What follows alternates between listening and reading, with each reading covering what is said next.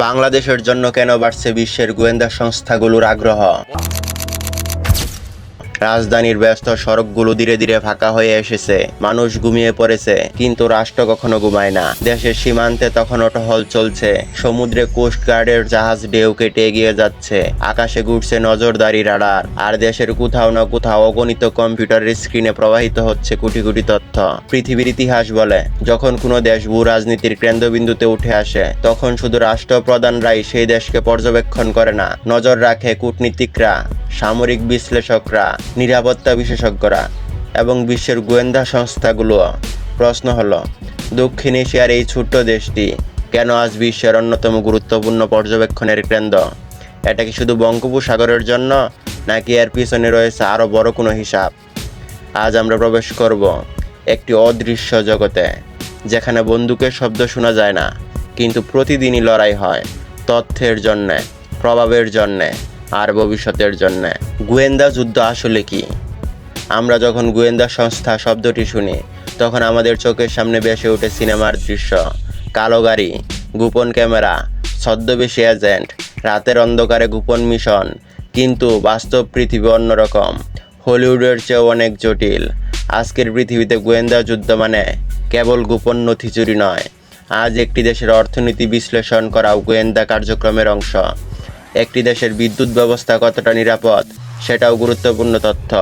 কোন বন্দরে কত জাহাজ ভিড়ছে, কোন দেশে কত অস্ত্র যাচ্ছে, কোন অঞ্চলের রাজনীতির অস্থিরতা বাড়ছে, সব কিছু এখন গোয়েন্দা বিশ্লেষণের বিষয়। কারণ যে রাষ্ট্র তথ্য আগে পায়, সিদ্ধান্তেও সে আগে নিতে পারে। কেন গুরুত্বপূর্ণ বাংলাদেশ? বিশ্ব মানচিত্রে বাংলাদেশ খুব বড় দেশ নয়, কিন্তু মানচিত্রের প্রতিটি ছোট দেশ গুরুত্বহীন নয়। অনেক সময় একটি দেশের অবস্থান তার আয়তনের চেয়ে অনেক বেশি মূল্যবান হয়ে ওঠে। বাংলাদেশও তার একটি উদাহরণ। উত্তরে ভারত, পূর্বে মায়ানমার, দক্ষিণে বঙ্গোপসাগর। আর এই বঙ্গোপসাগর শুধু একটি সমুদ্র নয়, এটি একটি আন্তর্জাতিক বাণিজ্যের গুরুত্বপূর্ণ অঞ্চল, জ্বালানি পরিবহনের অন্যতম রুট, ভবিষ্যতের ব্লু ইকোনমির সম্ভাবনাময় এলাকা। যেই দেশ এই অঞ্চলের স্থিতিশীলতায় ভূমিকা রাখতে পারবে, সে পুরো দক্ষিণ এশিয়ার কৌশলগত সমীকরণেও গুরুত্বপূর্ণ হয়ে উঠবে। তাই বাংলাদেশকে ঘিরে আন্তর্জাতিক আগ্রহ শুধু একটি দেশের প্রতি আগ্রহ নয়, বরং একটি পুরো অঞ্চলের ভবিষ্যৎ নিয়ে আগ্রহ।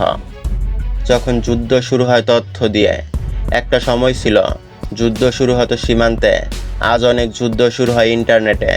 একটি ভাইরাল পোস্ট, একটি ভুয়া ছবি, একটি সম্পাদিত ভিডিও, একটি সমন্বিত প্রচারণা, কখনো কখনো এই সব মানুষের মধ্যে বিভ্রান্তি ছড়াতে যথেষ্ট। বিশ্বজুড়ে নিরাপত্তা বিশ্লেষকরা বহুদিন ধরে সতর্ক করে আসছেন, আধুনিক সংঘাতে তথ্য নিজেই একটি কৌশলগত অস্ত্র। যে তথ্য নিয়ন্ত্রণ করতে পারে, সে জনমতেও প্রভাব ফেলতে পারে। এর একটি বাস্তব উদাহরণ বাংলাদেশের 2024 সাল, জুলাই 2024। ঢাকার রাজপথ উত্তপ্ত। শুরুটা হয়েছিল একটি ছাত্র আন্দোলন দিয়ে, কিন্তু কয়েকদিনের মধ্যেই পরিস্থিতি এমন জায়গায় পৌঁছে যায় যেখানে শুধু রাস্তায় নয়, লড়াই শুরু হয় মোবাইল ফোনের স্ক্রিনেও। প্রতি মিনিটে হাজার হাজার পোস্ট, লক্ষ লক্ষ শেয়ার, অগণিত ছবি, অসংখ্য ভিডিও।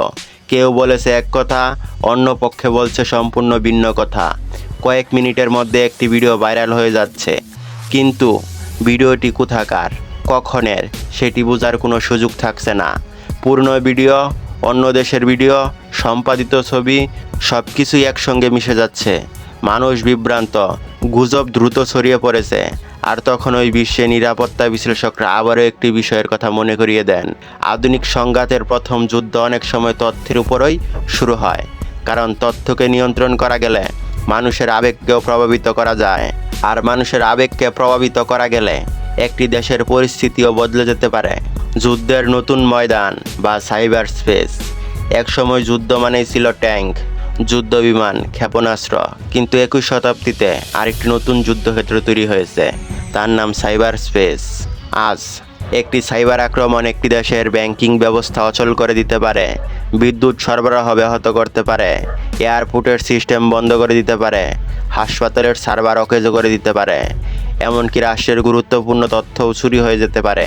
এ কারণে এই বিশ্বের বড় বড় শক্তিগুলো এখন শুধু স্থল, নৌ ও আকাশ প্রতিরক্ষা নিয়ে চিন্তা করে না, তারা চিন্তা করে ডেটা নিয়ে, সার্ভার নিয়ে, নেটওয়ার্ক নিয়ে। আর সেই ক্ষেত্রে বাংলাদেশের নিজস্ব কোনো সার্ভারই নেই। আমরা সম্পূর্ণ নির্ভর ইন্ডিয়ার উপর। বাংলাদেশের খুবই গুরুত্বপূর্ণ তথ্য ইন্ডিয়ার সার্ভারে সংরক্ষিত। বাংলাদেশ কি এখন নতুন যুদ্ধের জন্য প্রস্তুত? বাংলাদেশ দ্রুত ডিজিটাল হচ্ছে।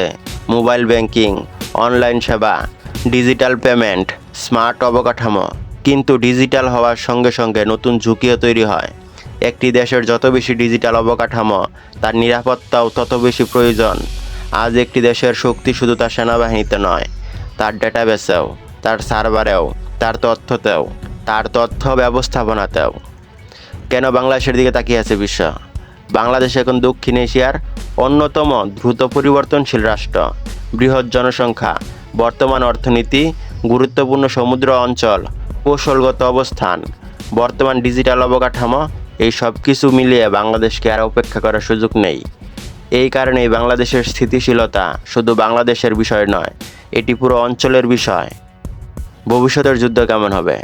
হয়তো আগামী যুদ্ধের শুরু হবে না সীমান্তে, হয়তো কোনো গুলি চলবে না, হয়তো কোনো যুদ্ধ বিমান উড়বে না, কিন্তু একটি ভাইরাল পোস্ট, একটি হ্যাক হওয়া সার্ভার, একটা মিথ্যা তথ্য, একটি সমন্বিত সাইবার আক্রমণ একটি দেশকে বড় সংকটে ফেলে দিতে পারে। বিশ্ব বদলে গেছে, যুদ্ধ বদলে গেছে, ক্ষমতার সংজ্ঞাও বদলে গেছে। রাত শেষ হয়ে আসছে, ঢাকার আকাশে ধীরে ধীরে ভোরের আলো ফুটছে। নতুন মানুষ, নতুন দিন শুরু করবে, কিন্তু অদৃশ্য সেই যুদ্ধ থেমে থাকবে না। কোথাও তথ্য বিশ্লেষণ করা হবে, কোথাও সাইবার আক্রমণ ঠেকানো হবে, কোথাও নতুন সাইবার পরিকল্পনা তৈরি হবে।